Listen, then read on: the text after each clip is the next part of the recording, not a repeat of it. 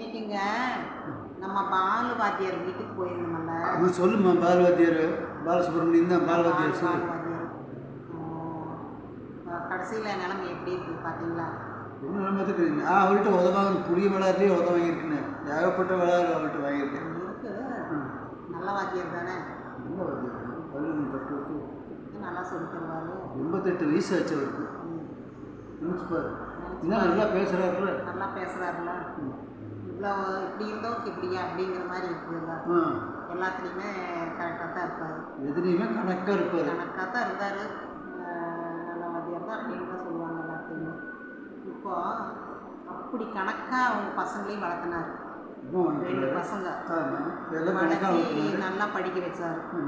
அந்த பசங்க சின்ன பையனுமோ பெரிய பையனுமோ அந்த வாத்தியார் கதை சொன்னால் தான் தூங்குவாங்க. அப்போல்லாம் இப்போத்த மாதிரி கதை இல்லைல்ல. அந்த வாத்தியார் கதை சொல்லி தூங்க வைக்கணும், அப்போ தான் தூங்குவாங்க. சாப்பாடும் அதே மாதிரி கதை சொல்லிகிட்டே ஊட்டி விடணும்.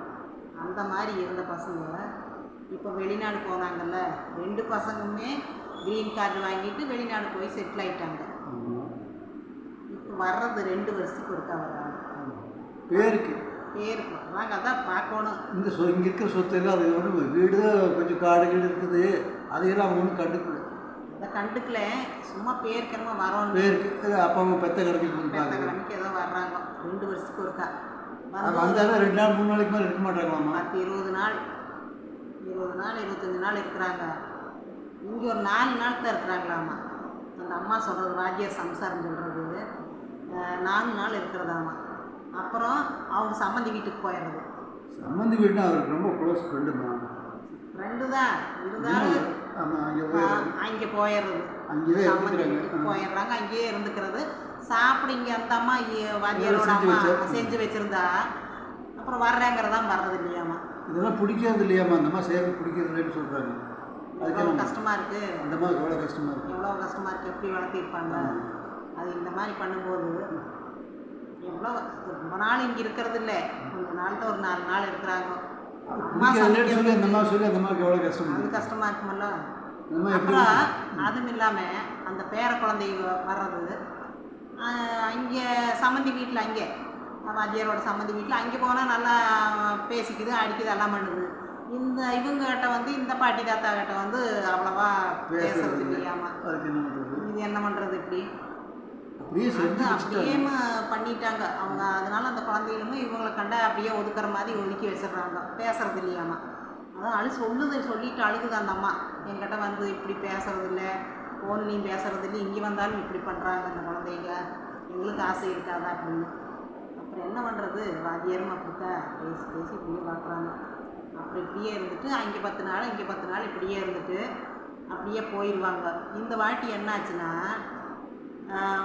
வாத்தியாருக்கு ரொம்ப மனவேதனை வந்துருச்சு. இந்த வாட்டி வந்து சரியாக போயிடணும்னா அவருக்கு மனவேதனை, ப்ரெஷரும் இருக்குது, சுகர் எல்லாம் ஒன்று சேர்ந்துருச்சு.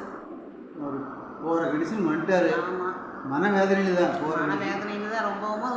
ரொம்ப நல்லா இல்லை. இழுத்துட்டே கிடக்குது.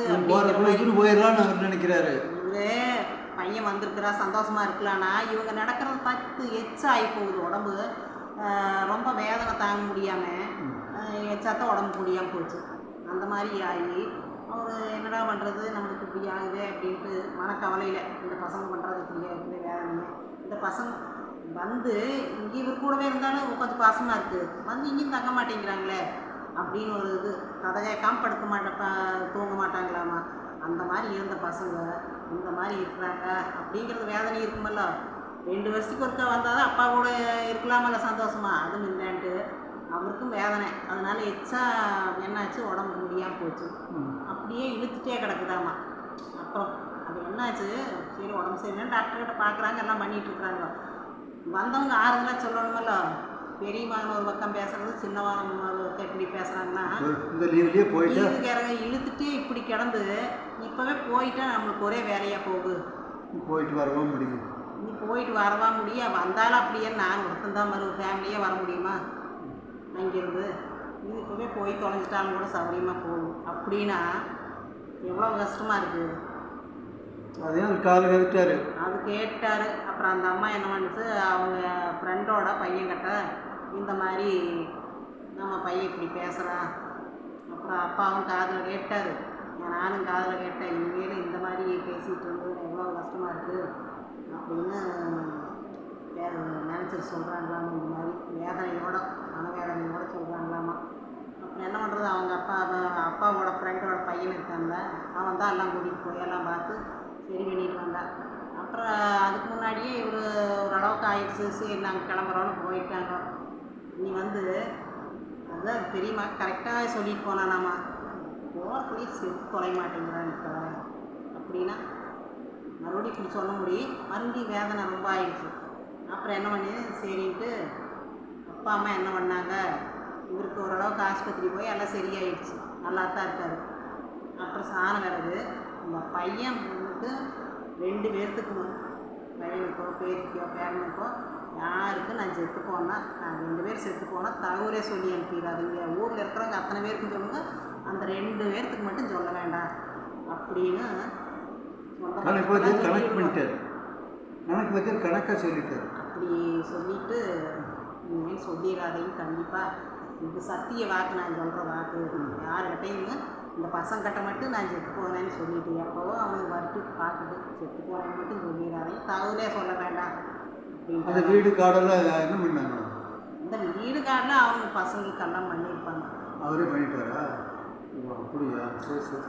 செத்தா அவங்களுக்கு தானே போய் சேருது. செத்து விடுவாங்களா பசங்க?